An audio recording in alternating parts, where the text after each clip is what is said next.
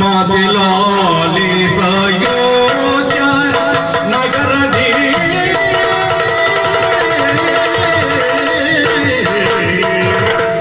ಮಾತಿಲಾಲಿ ಸಯೋಜ ನಗರದಿ ಸೀತೆಗಳು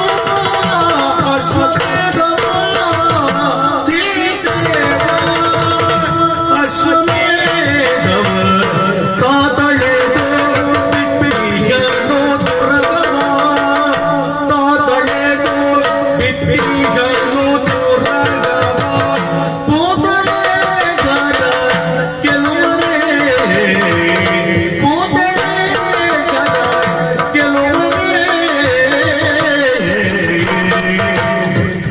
ಕಾತಳೆದು ಬಿಪ್ಪಿಗನು ದುರ್ಗವ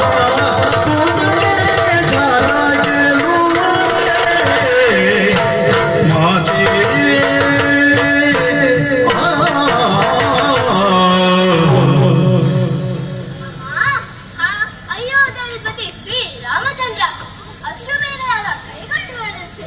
ಹೌದು, ನಮ್ಮ ಆರಾಧ್ಯ ದೇವ ರಾಮಚಂದ್ರ ಬ್ರಹ್ಮಹತ್ಯ ದೋಷ ಪರಿಹಾರಕ್ಕಾಗಿ ಕೈಗೊಂಡ ಯಾಗ ಅದು.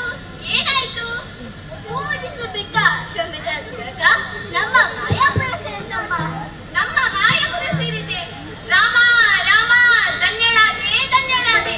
ಮತ್ತೇನಾಯ್ತು ತಾರವಾಡಿ?